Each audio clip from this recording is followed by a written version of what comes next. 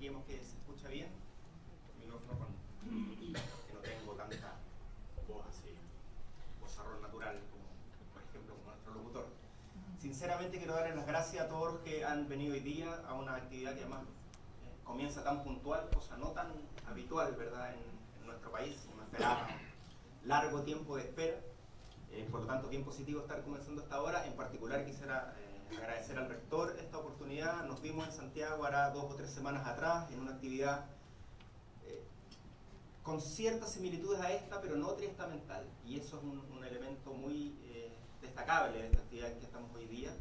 E inmediatamente, ¿verdad?, establecimos la posibilidad de poder participar en esta actividad como una acción más en este periodo que no es solo de difusión, sino que esperamos que sea efectivamente de intercambio, previo a que el Ministerio de Educación redacte un proyecto de ley que sea enviado al Congreso.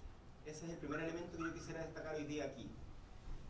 Una vez que un proyecto de ley de reforma a la educación superior ingresa al Congreso, por supuesto que el Ministerio se desplegará por todo Chile explicando a las distintas comunidades de qué se trata el proyecto que ingresó.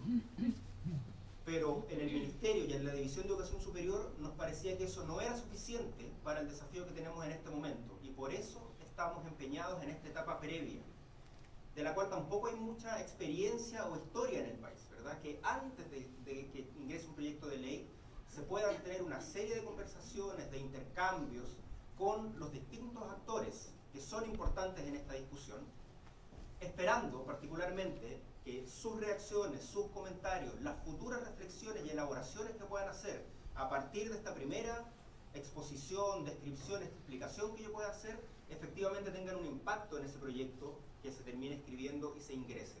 Por lo tanto, para nosotros sería importante entender esto como un primer paso, un puntapié inicial, un momento de exposición que ojalá pudiese llegar a generar una discusión, ¿verdad?, triestamental en la Universidad de Antofagasta, que culminara con posturas, contrapropuestas, complementos, mejoras, comentarios generales a las ideas centrales que yo les voy a exponer hoy día.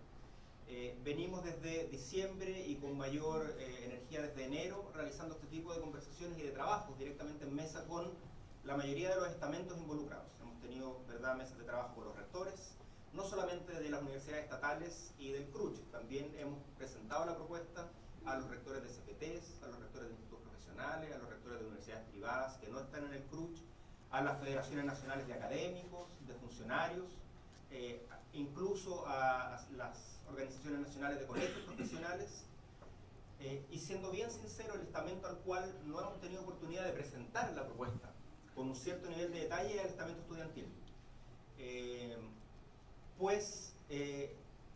La razón es, ¿verdad?, que hemos como ministerio presentado una propuesta de trabajo a la Organización Nacional que los estudiantes han dado, ¿verdad?, en la CONFECH, en la mesa ejecutiva de la CONFECH, y estamos en este momento aún esperando una respuesta de ellos para ver de qué manera podemos llevar adelante un trabajo que en un primer punto signifique por lo menos poder explicar cuáles son los puntos de la propuesta.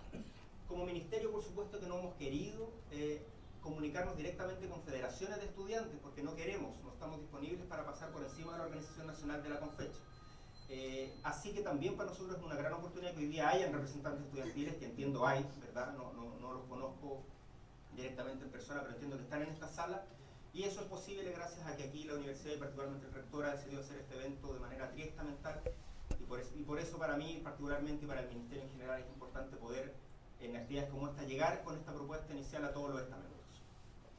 Otra advertencia es que tengo que pedir un poco de paciencia, porque si bien no vamos a entrar a un nivel muy profundo de detalle, la cantidad de aspectos que pretende asumir la reforma de educación superior es tan amplia que fácilmente podría yo pasarme aquí 1 hora, 1 hora y media hablando sin parar, y todos sabemos que eso es muy insoportable, ¿verdad? Ya después de 20 minutos nadie tiene mucha capacidad de atención, así que les pido un esfuerzo, si es posible que vayan anotando las preguntas que van surgiendo en la medida que las vayan teniendo, y voy a tratar de hacer esta primera parte lo más resumida posible, sin dejar fuera los elementos centrales, y que podamos tener después un tiempo lo más largo posible de preguntas, respuestas, para que ahí ya podamos efectivamente poder aclarar algunos puntos de detalle, profundizar en algunos otros temas y tener el necesario intercambio que para nosotros es importante.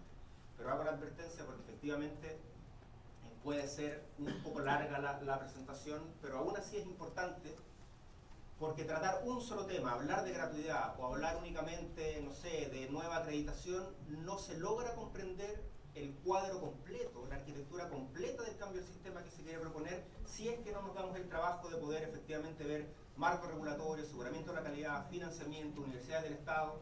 Por lo tanto, eso es lo que yo quiero plantear hoy día, un cuadro completo de los cambios que la reforma de la educación superior quiere proponer. Vamos entonces ya con la presentación. En el Ministerio hablamos nosotros de... ¿Tapo alguien? Sí. No, pero vamos. De que esta reforma de la educación superior es una reforma que efectivamente debe ser integral y debe ser sistémica.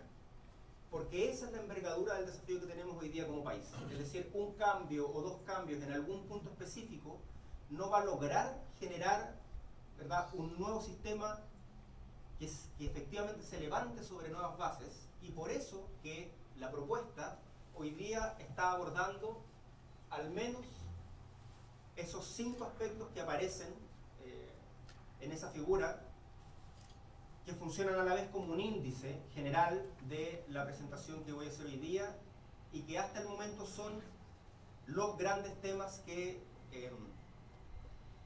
el proyecto de ley de reforma de la educación superior podría abordar. Hasta el momento esto se está concibiendo como un gran proyecto de ley, con secciones para cada uno de esos temas.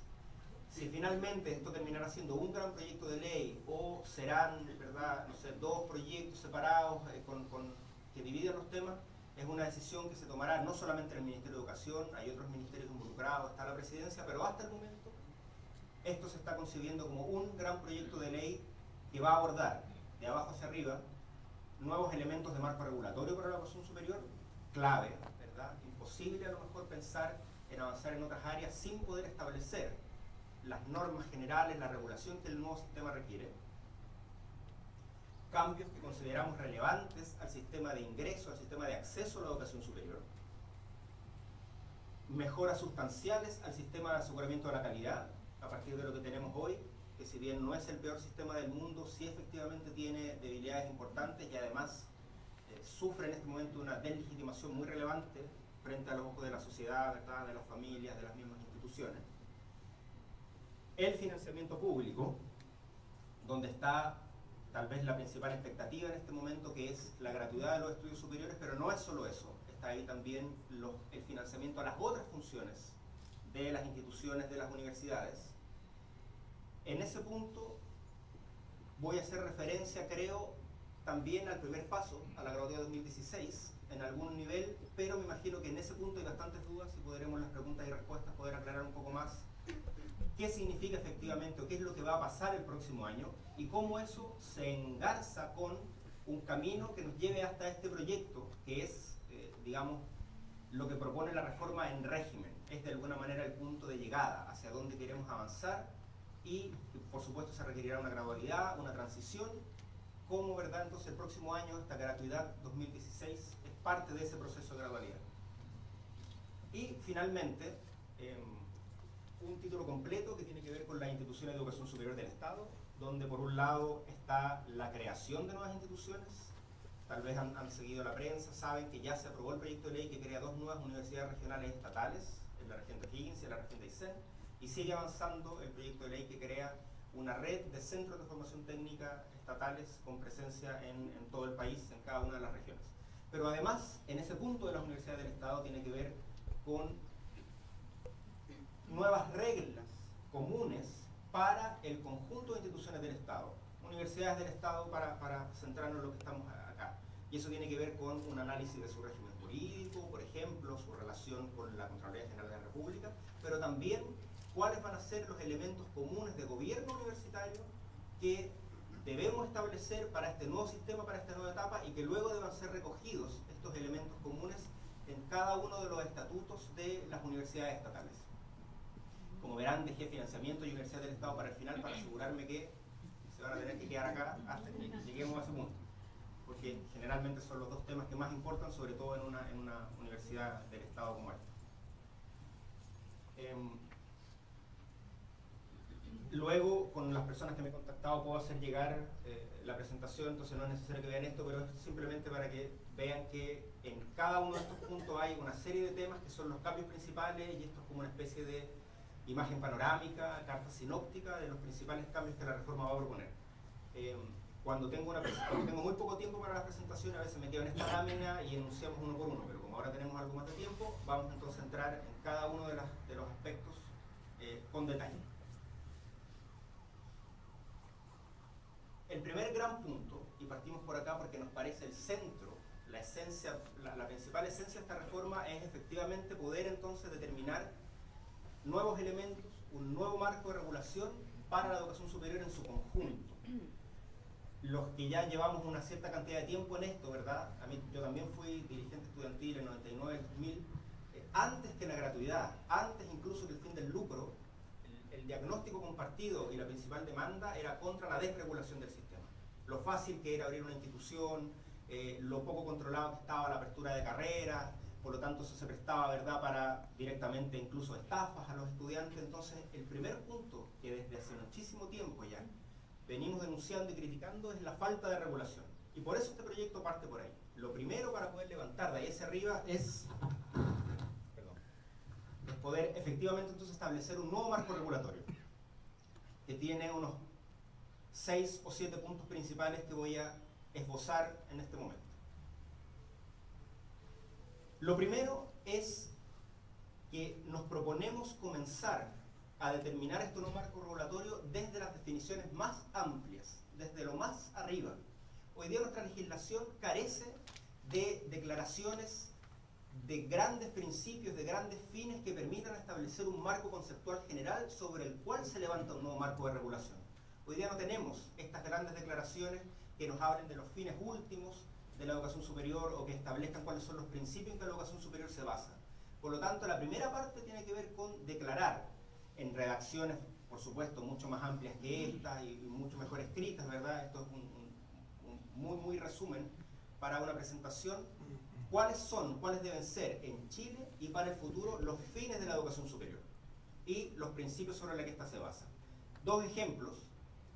Se determinará, por ejemplo, que son fines de la educación superior el cultivo del conocimiento, el fomento de la cultura en todas sus manifestaciones, pero además se establecerá que esto deberá implicar una contribución sustantiva al desarrollo espiritual, material, cultural de las regiones, de los territorios, de la nación.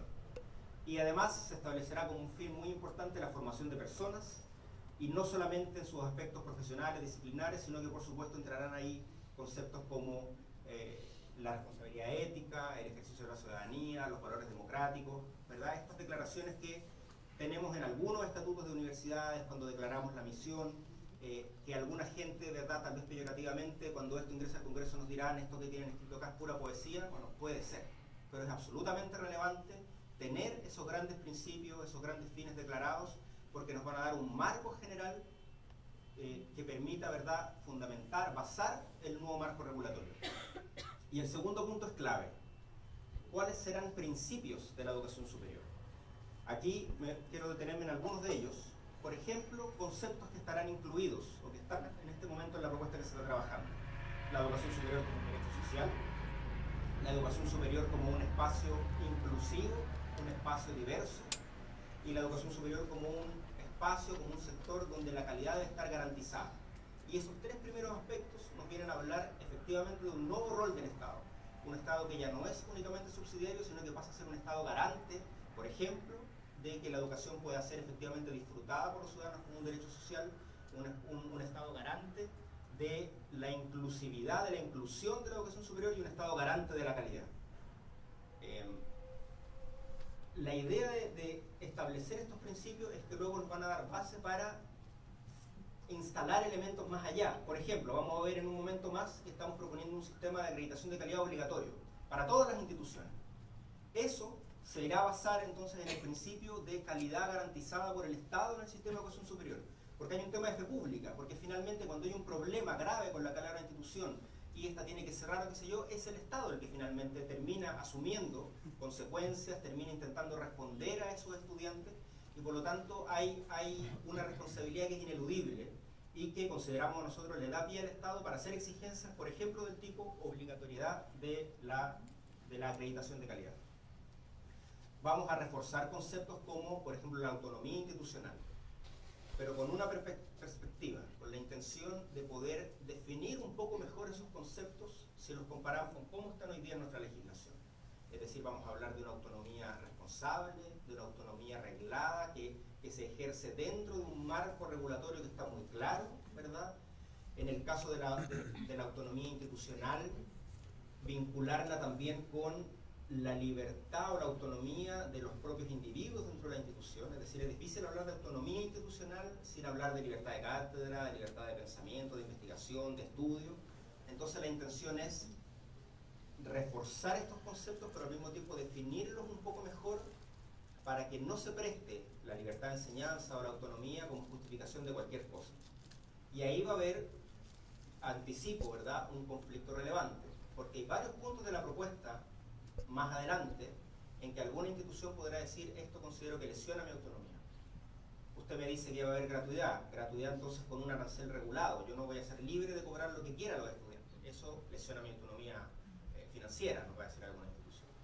O por ejemplo, nosotros diríamos, habrá una cierta regulación del crecimiento global del sistema gratuito, en términos de vacantes, por ejemplo. También una institución nos dirá, eso lesiona mi autonomía, no sé, administrativa o qué sé yo. Por lo tanto, ahí va a haber una discusión importante y la alternativa que queremos tomar, que queremos seguir, es reforzar esa autonomía, pero al mismo tiempo definirla de mejor forma a lo que tenemos hoy. Reafirmaremos la prueba al cual le aplica un marco normativo que es común, que le aplica el conjunto. Y de esa manera, y de otras formas que vamos a ver un poco más allá, no va a haber un sector que quede fuera de la regulación, un sector que funcione desreguladamente, ¿no? Y una cosa que es importante es que además se crearán en esta ley estructuras que reúnan a las instituciones y que entonces le den una expresión estructural a distintos anillos, a distintos grupos de instituciones en este sistema. De partida entonces una estructura que reúna a todas las instituciones reconocidas en Chile. Una conferencia, un foro de instituciones, ¿verdad?, chilenas que hoy día no existen. Hoy día no tenemos ninguna instancia que reúna a todas las instituciones del país. Con un capítulo universitario, un capítulo técnico profesional, ese sería el anillo más amplio. El anillo más pequeño, que estaría al centro, es lo que concebimos como una red estatal de educación superior, con las universidades del Estado, con los futuros CFTs del Estado, y donde efectivamente existan estímulos económicos, si es necesario, ¿verdad?, para generar efectivamente colaboración, intercambio, movilidad estudiantil, científica, académica, etc. En medio, y quiero plantear porque son las dudas que son dudas reales en este momento, en medio de esta red y esta conferencia o foro general, habrá un grupo de instituciones que son aquellas instituciones estatales y privadas que reciben recursos públicos, que son gratuitas, por ponerlo en términos sencillos. Son gratuitas en tanto cumplen ciertos requisitos y asumen ciertos compromisos. Una pregunta entonces ahí, una pregunta genuina, ¿verdad? Es, este grupo de instituciones que reciben financiamiento público también tendrán que tener una expresión estructural. La pregunta entonces es, ¿deberá crearse esa estructura y al mismo tiempo mantener el CRUCH como lo conocemos hoy? ¿O podría uno considerar que sea el CRUCH el que se amplíe hasta reunir a todas las instituciones que sean gratuitas, a todas las instituciones que reúnan o que reciban recursos públicos?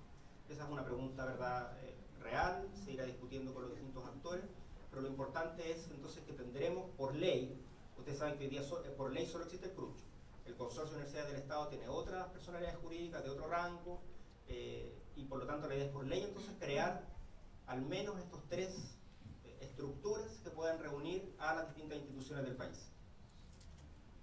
Un tercer gran punto del nuevo marco regulatorio es lo que se conoce como un marco nacional de cualificaciones. No sé qué tan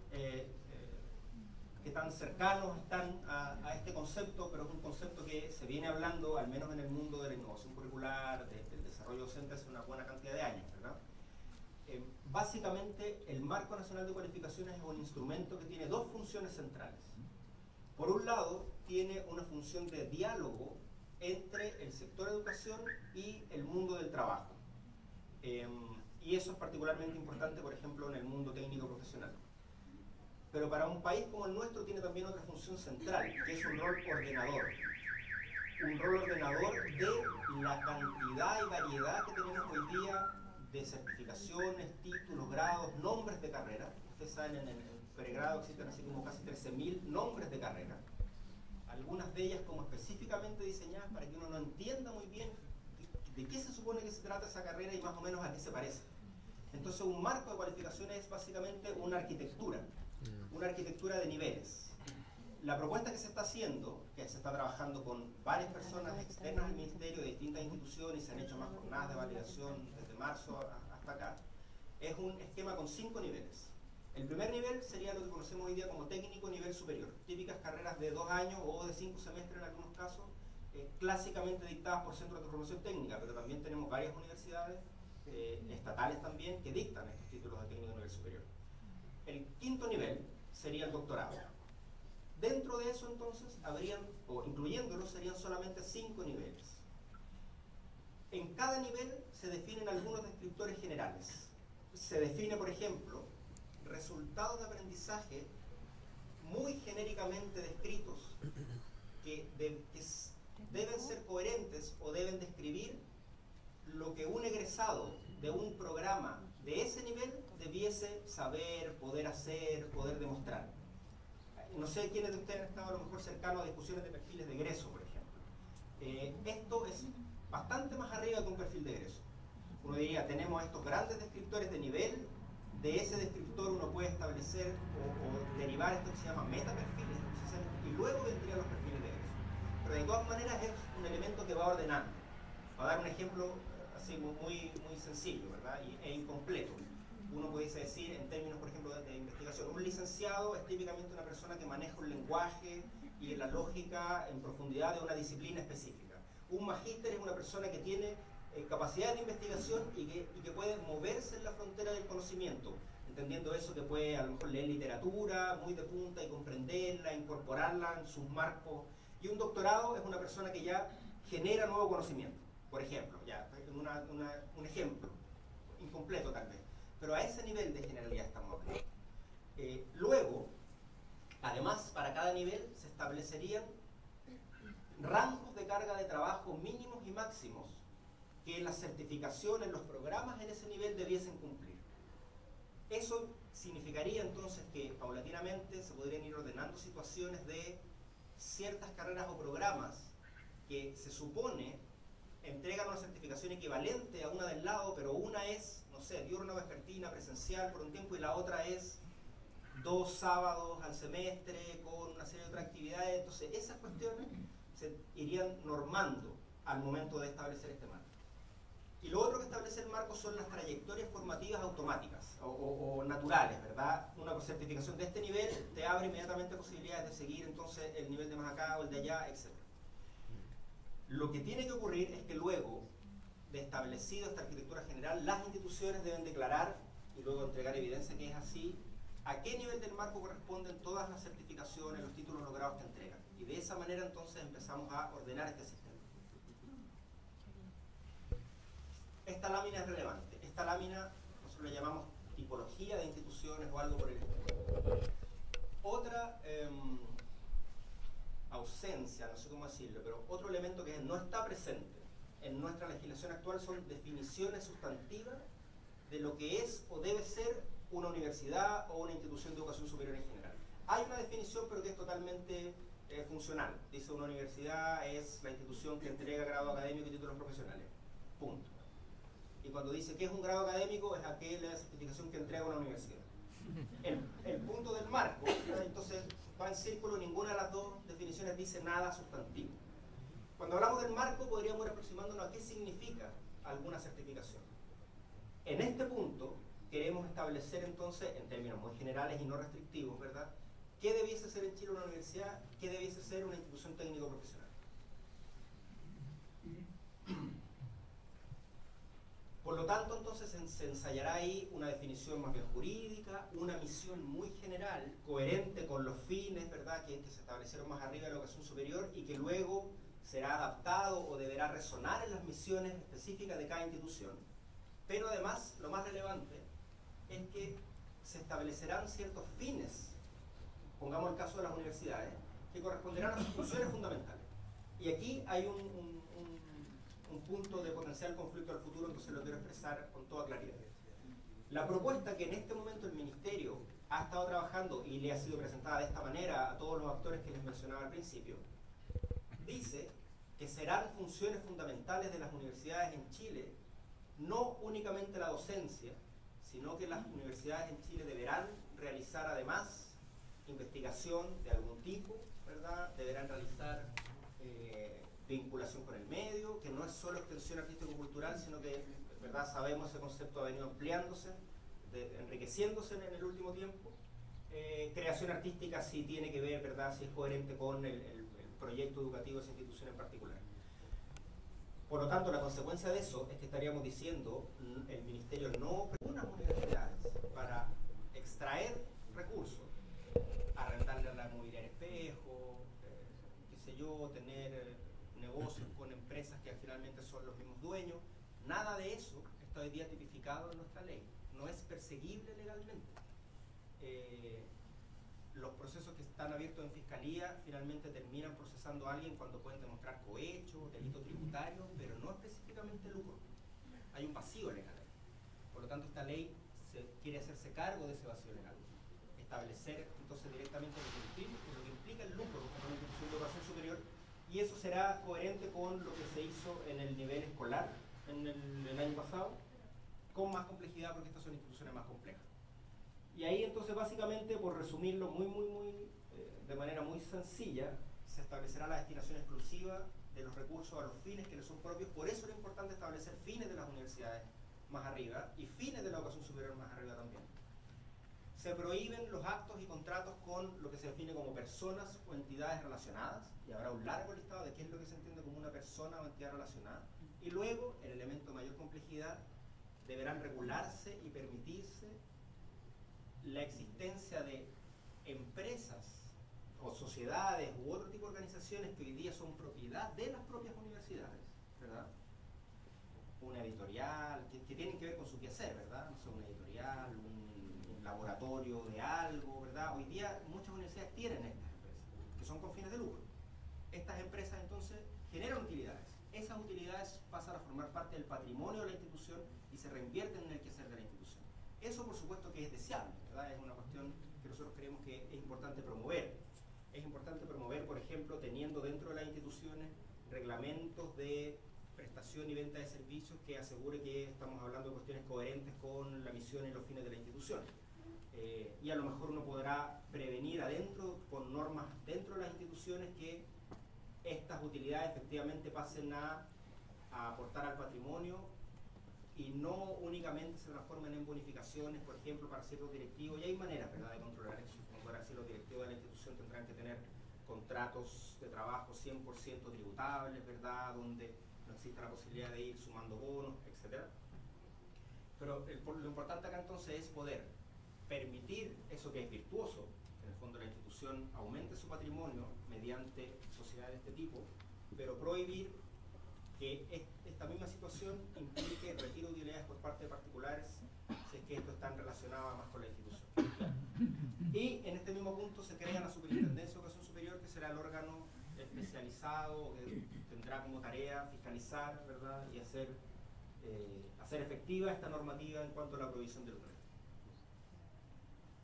Hasta ahí con el punto marco regulatorio. Típicamente haría una pausa, preguntas, respuestas, pero no vamos a salir nunca, ¿verdad? Así que quedan solo 4 temas más breves que este, y ahí pasamos a la una lámina nomás con respecto al sistema de ingreso o de acceso a la educación superior.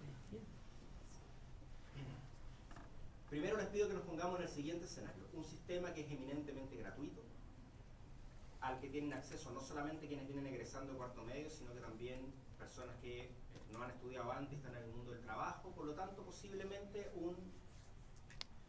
una presión, ¿verdad?, una cantidad de gente intentando ingresar a la educación superior mayor que las vacantes gratuitas que, por ejemplo, el sistema tiene. Por lo tanto, el elemento de la selección al ingreso, que está en la naturaleza de la educación superior, ¿verdad?, que es diferente a la educación escolar y media, donde es un derecho y es universal. Todo el mundo tiene que tener acceso a la educación básica y media. En el caso de la educación superior, la selección está en la esencia misma de ella. Por lo tanto, esta propuesta tiene un componente selectivo.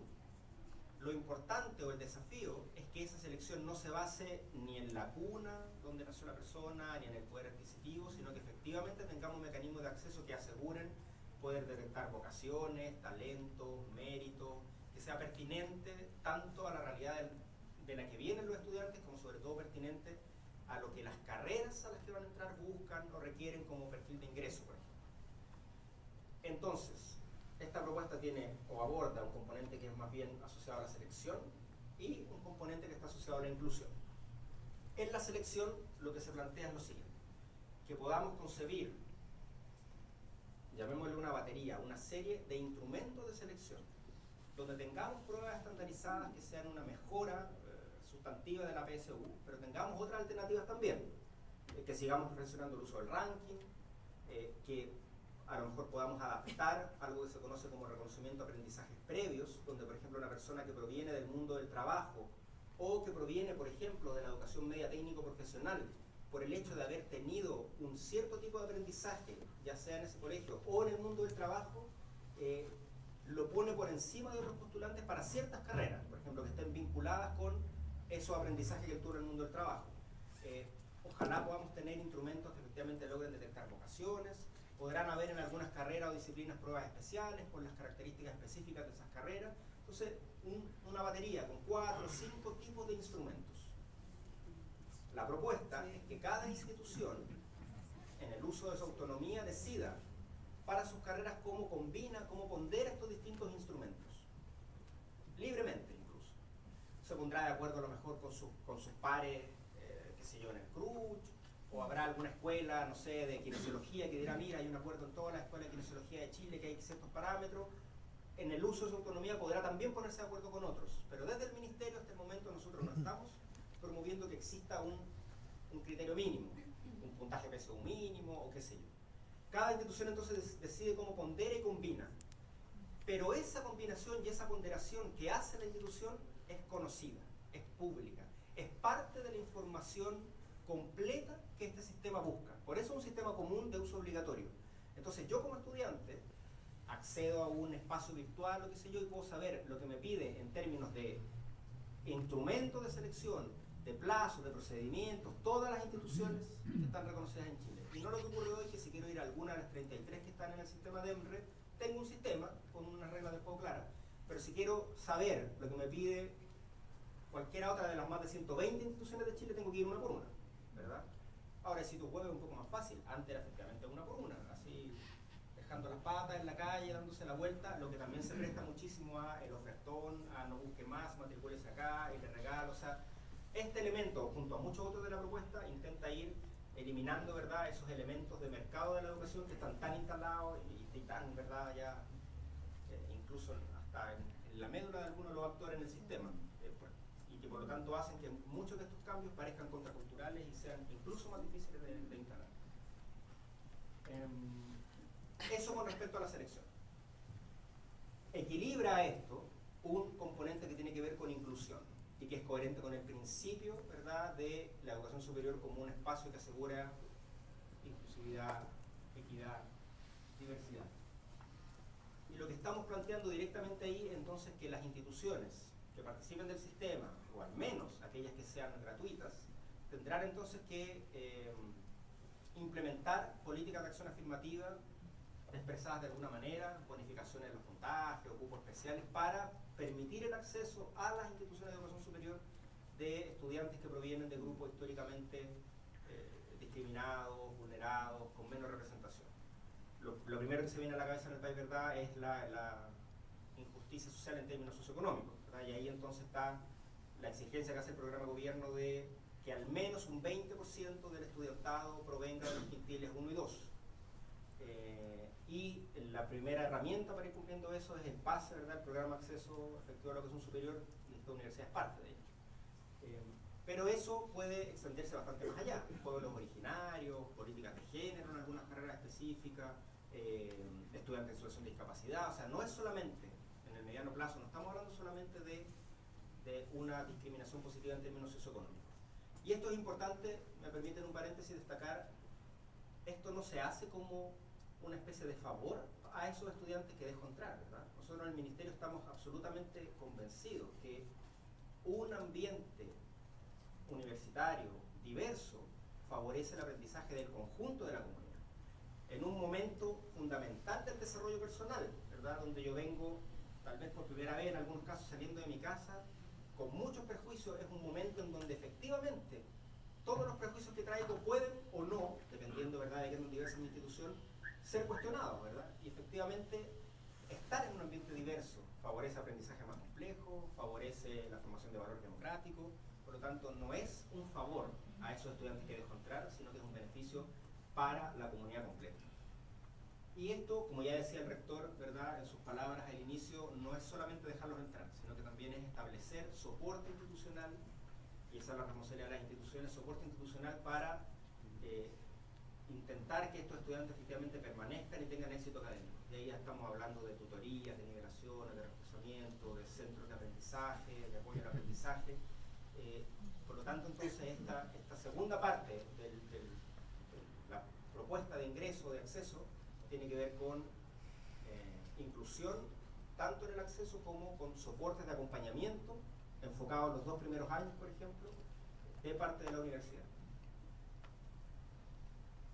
Ya.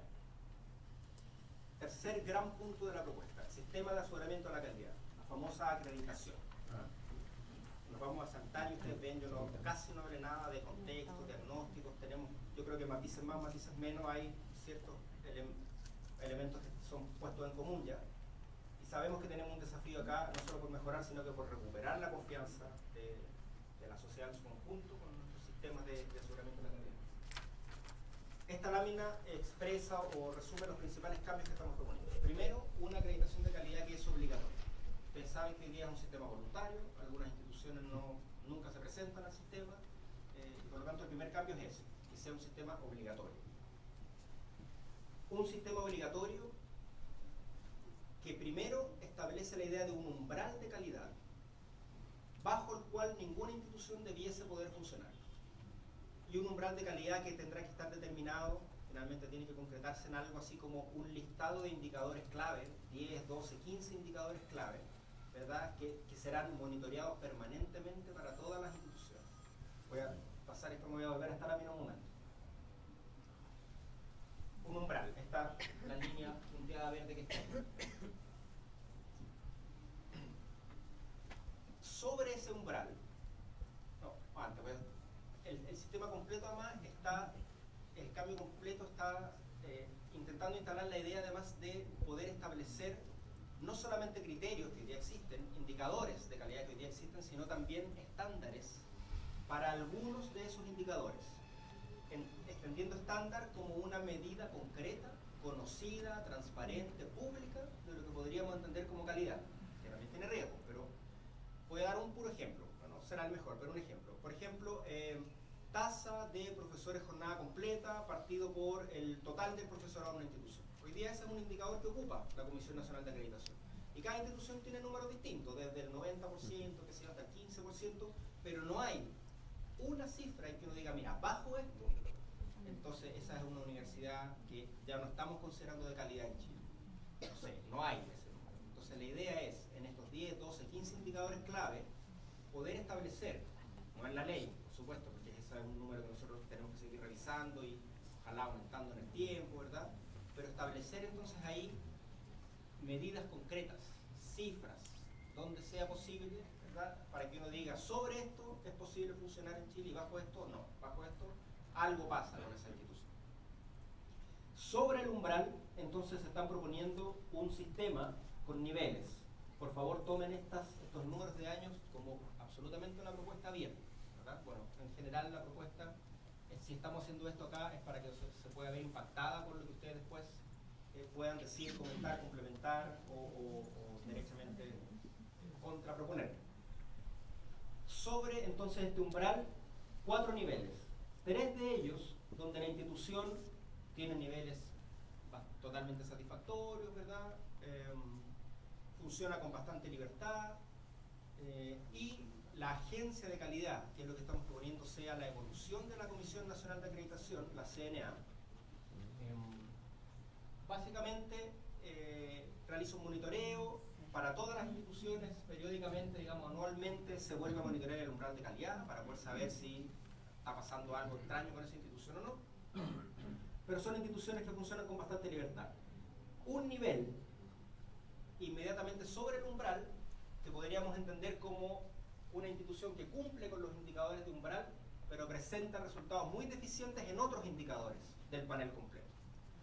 Esperamos que esta sea una categoría que a lo mejor deje de existir en algún momento. Pero mirando un poco la realidad que tenemos hoy día en el país, recuerden que esta propuesta siempre es para todo el sistema, CFT, IP, universidades. Consideramos que es un nivel que va a tener instituciones habitándolo en un primer momento en que esto parta.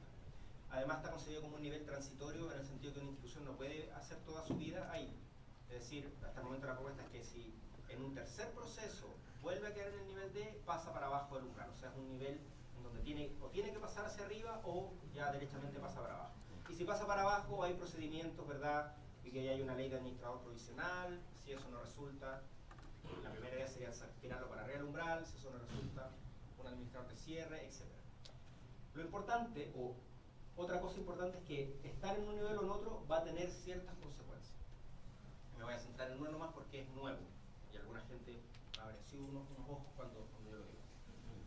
La propuesta es que la posibilidad de crecer en términos de matrícula, de vacantes de una institución, esté relacionada con el nivel de calidad que ha obtenido en el proceso de acreditación. Es decir, que no sean las instituciones de calidad más dudosa las que aumenten 30, 40, 50, 80% su tamaño de repente de un año para otro, como lamentablemente ya ocurrió. Así también hay que reconocer que varias de estas cosas siempre estamos llegando un poco tarde, pero al menos estamos en este momento tratando de llegar, ¿verdad? Veremos que todo esto llegue a buen puerto, con el apoyo de todos ustedes, ojalá. Entonces, las instituciones en, llamémosle nivel A, ¿verdad? Tendrán posibilidad de crecer en un cierto margen, las del nivel B un poco menos, las del C tal vez bastante menos, probablemente las del D uno diga, mire, usted tiene que mantener su tamaño, o incluso tiene que achicarse un poco, porque tiene algunas carreras muy deficitarias, etc. Por lo tanto, la posibilidad de crecer, la libertad para crecer, estaría relacionada con el nivel de calidad, para todo el sistema, no solamente para aquellas instituciones que son gratuitas. Me voy a devolver. Y el último punto es el que no he mencionado, que además el otro cambio central que tiene esto es que estamos proponiendo una evaluación integrada entre el nivel institucional y el nivel de las carreras. Es decir, que la acreditación de una institución dependerá de la evaluación positiva de un conjunto de sus carreras. Pero no es un conjunto que esté determinado al azar, aleatoriamente, sino que habrán criterios para establecer ese conjunto. Y voy a intentar decir dos o tres. El primero, que nos parece fundamental, es el siguiente. Nosotros vamos a relevar en su importancia a lo que se conoce como el sistema interno de aseguramiento de la calidad. Es decir, los mecanismos, los procesos, los equipos que cada institución tiene para asegurar que la apertura o cierre de carreras se realiza por motivos coherentes, que tiene entonces unos buenos sistemas de autorregulación de su propio aseguramiento de la calidad. Mientras mejor evaluado está ese sistema interno de aseguramiento de la calidad, entonces menos carreras le vamos a ir a mirar, o la agencia mirará en esa institución.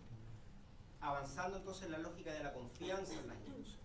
Pero siempre tendrá que haber ciertos criterios de adecuada cobertura. Si una institución tiene varias sedes, tendrán que haber carreras de distintas sedes en este conjunto. Si tiene modalidades diurno, vespertino, tendrán que haber carreras de las distintas modalidades. Las carreras obligatorias, las pedagogías y la medicina seguirán siendo de acreditación obligatoria. Por lo tanto, esto en el nuevo modelo significará que tendrán siempre que estar en este conjunto de carreras que se va a evaluar. Las carreras nuevas que haya abierto la institución desde el último periodo de acreditación hasta este momento de acreditación también entran en este conjunto. Entonces, de esa forma se genera un grupo de carreras que se van a evaluar en profundidad y junto con otros indicadores institucionales, ¿verdad? Todo ese conjunto dará la acreditación de la institución. Y se entenderá que si una institución está acreditada, el conjunto de sus carreras está acreditado. Ese es un cambio importante a lo que tenemos hoy día. pero todos ustedes saben lo que ocurre dentro, o sea, tiene elementos positivos, ¿verdad? Cuando uno a carrera se acredita y la autoevaluación tiene elementos muy positivos. La idea es no perder eso justamente con esta idea del grupo de carrera. El grupo de carrera además no se va a avisar un día antes, pero tampoco se va a avisar un año antes, entonces de alguna manera la institución tendrá que ir manteniendo un cierto trabajo en el conjunto de su carrera. Pero tiene una consecuencia central, no sé si tan central, pero que va a generar conflicto tal vez. Y es que la acreditación de carreras de pregrado como un objetivo en sí mismo desaparece, porque ya es un proceso integrado. Y este proceso integrado lo lleva adelante la agencia pública de calidad, que será la evolución de la CNA y que tendrá que tener las capacidades, el personal permanente, los recursos para hacerlo. Por lo tanto, el espacio de acción de las agencias privadas de acreditación se reduce o desaparece. Lo menciono porque todos ustedes saben que ese es un mundo donde se mueven bastantes presiones, ¿verdad? Y por lo tanto ahí pongo como una alfilera y una alerta, ¿verdad? Para que, llegado el momento, quienes de ustedes crean que esta es una propuesta que es coherente, que en realidad la presencia de agencias acreditadoras privadas ha traído, ¿verdad?, ciertas contradicciones, por decirlo de una manera suave al sistema, estén también detrás de esta parte de la propuesta. Lo último con respecto a calidad es que nos van a llegar a preguntar, bueno, pero ¿qué es calidad? ¿Cómo definen calidad, verdad? Nosotros no pretendemos necesariamente hacer acá una definición de la calidad, o habrá una definición bastante operacional también. Diremos, mira, van a ser ciertos estándares y cumplir con esos estándares significa calidad. Pero lo importante es que esos criterios e indicadores, y en algunos casos estándares, van a estar repartidos en una cantidad importante de dimensiones.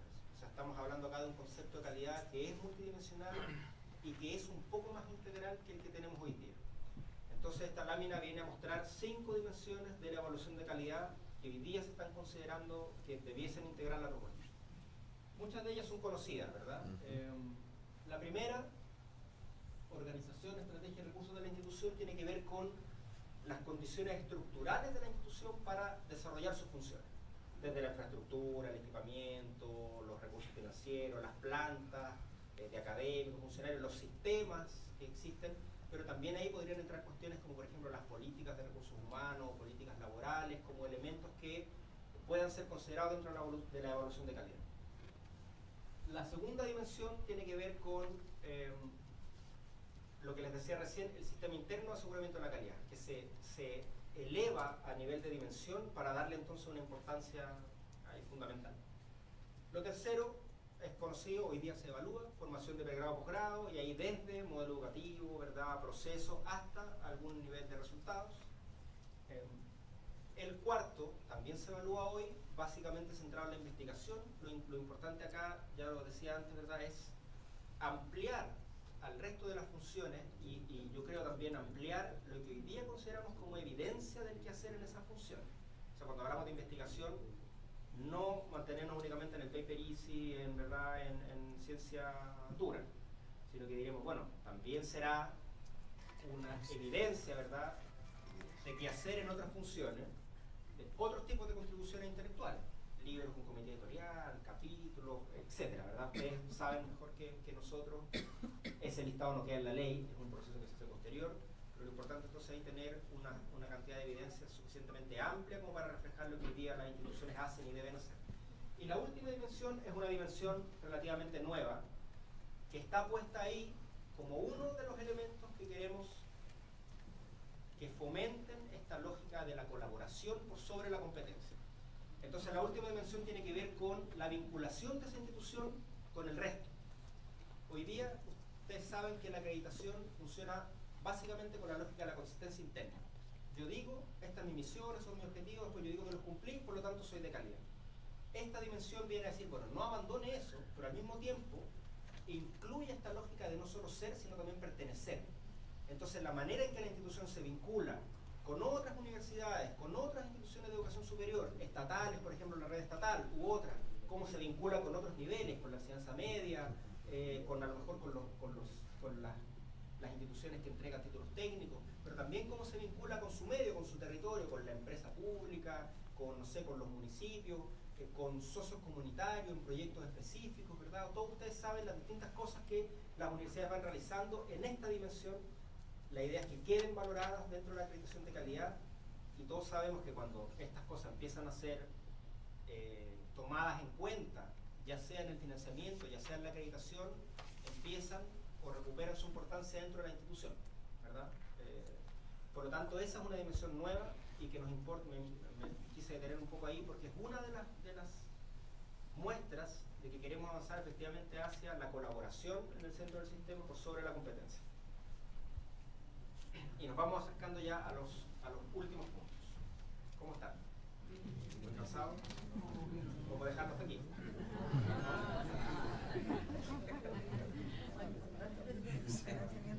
Bueno, no. Ya. Primero, las cuestiones más generales y después podemos entrar ya a aspectos más específicos. La primera lógica es que, aparte de las instituciones del Estado, que para bien, diría yo, no tienen alternativa, ¿verdad? Las instituciones del Estado tienen que estar en el sistema de financiamiento público, sea como se defina. Para el resto de las instituciones, esto está concebido como un sistema de adscripción voluntaria, en donde la institución decide si ingresa o no ingresa al sistema de financiamiento público. Pero para poder decidir si ingresa o no ingresa, tiene que cumplir ciertos requisitos, y también nosotros estamos diciendo tiene que asumir ciertos compromisos de carácter público, por decirlo de alguna manera. Antes de pasar a ese listado, quería decir una cosa más.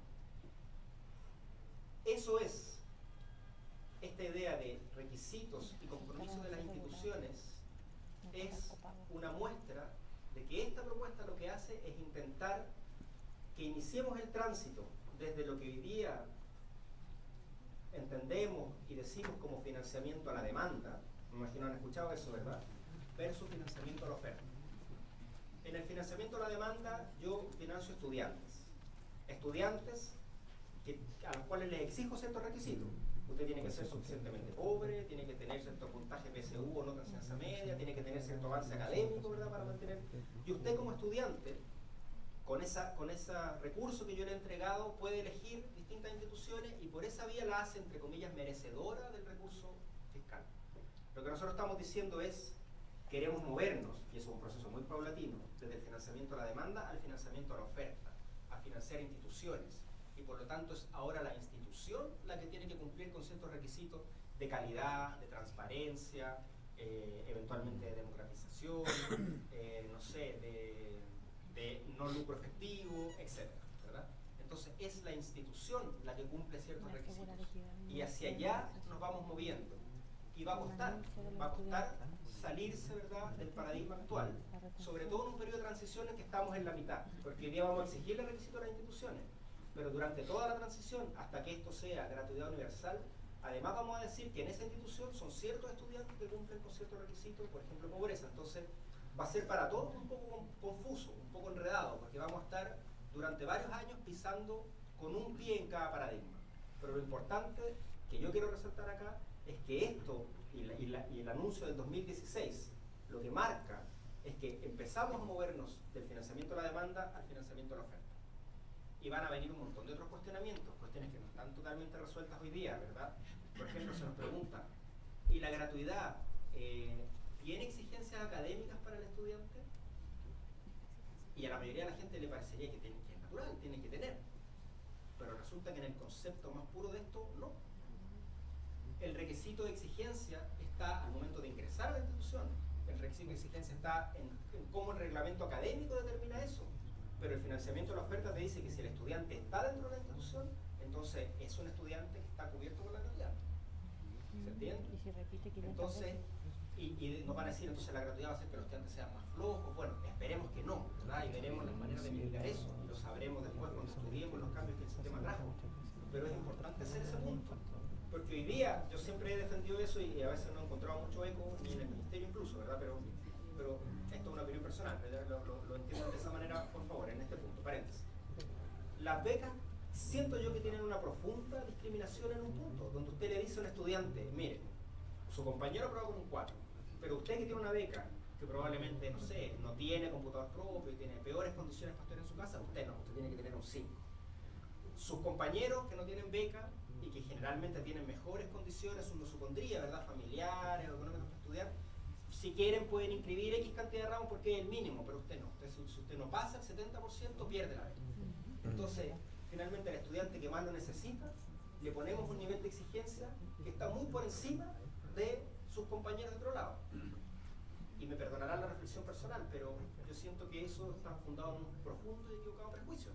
Que el que es pobre porque es flojo. Entonces, yo tengo que exigirle más, tengo que ponerle ahí un látigo mayor que a los otros.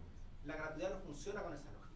Las exigencias que tienen que ser altas, ¿verdad?, tendrán que ser colocadas por las propias instituciones.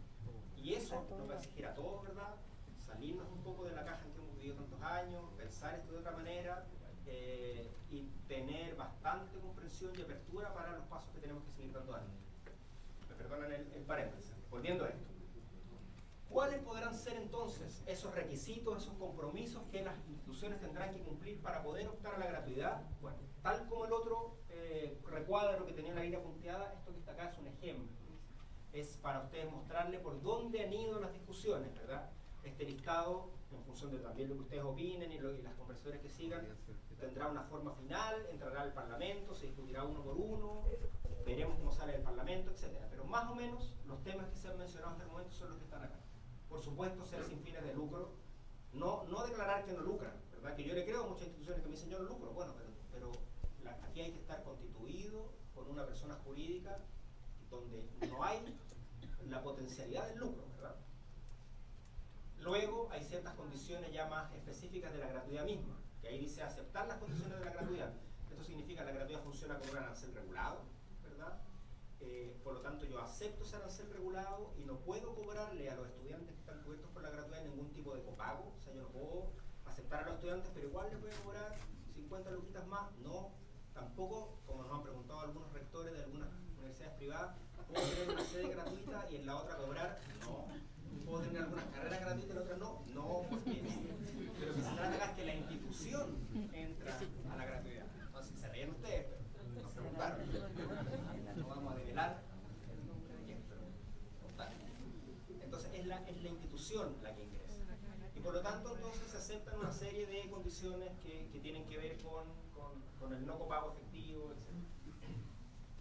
Luego hay compromisos de otro tipo. Lo que ya hablábamos un poco al hablar de acceso, comprometerse a tener mecanismos para asegurar equidad y diversidad en acceso y permanencia de los estudiantes. Ya les mencionaba, ¿verdad? Hay una primera cuestión que habla del 20% del estudiantado proveniente de los quintiles 1 y 2. Si uno mira las instituciones estatales, hoy día prácticamente todas, la gran mayoría ya lo cumple, digamos, en el estudiantado completo. El programa de gobierno dice en cada una de las carreras. Ya, nosotros creemos que incluso pesquisar eso es bastante complicado, pero junto con ustedes como institución iremos aterrizando eso, ¿verdad? A nivel de campus primero, a nivel de facultades, iremos viendo justamente también para evitar que no hayan como guetos o carreras donde se concentran los que tienen mayores recursos, carreras donde se concentran los estudiantes de menores ingresos. Entonces, primero lo miraremos a nivel de la institución, pero iremos después bajando de nivel. Pero esa es la primera etapa, ¿verdad? Yo les digo, en algún momento esto podrá incluir una mejor política de pueblos originarios, estudiantes en situación de discapacidad, etc. Entonces la institución se compromete a tener mecanismos de inclusividad que incluyen vías de acceso y soporte institucional, acompañamiento para que estos estudiantes permanezcan. Luego, cuestiones de transparencia, ¿verdad? Al menos lo que está puesto ahí, estamos hablando de transparencia activa. Ustedes saben que nosotros como instituciones del Estado, yo vengo de la Universidad de Chile, pero el Ministerio también, como servicio público, estamos dentro de la ley de transparencia. Eso es transparencia activa y pasiva. Al menos se está pensando, ¿verdad?, en transparencia activa, que es que la institución publica una serie de su información regularmente, etc. Y una cosa ya como económica, habrá que ver si se incluyen otras más, pero al menos, ¿verdad?, se está hablando de que el elemento de propiedad, es decir, qué tan dueño de sus propios inmuebles es la institución, también tiene que ser un tema relevante, ¿verdad? Porque en la ley de inclusión del nivel escolar se exigió el 100%, que los colegios fueran dueños del 100% de sus inmuebles. Una universidad, ¿verdad?, es una institución más compleja. Uno puede pensar que habrán oficinas, a lo mejor algún centro de investigación, o que podrán estar en alguna lógica de arriendo, pero de todas maneras hay que establecer un porcentaje, ¿verdad?, que asegure, por un lado, que la institución tiene un patrimonio que le permite responder con sus compromisos académicos, maximización del lucro, evitamos esta lógica del autoarriendo y esas cosas que sabemos que han ocurrido en Chile. Voy a detenerme en una cosa, que no lo hice antes. Si desde el punto de vista del financiamiento,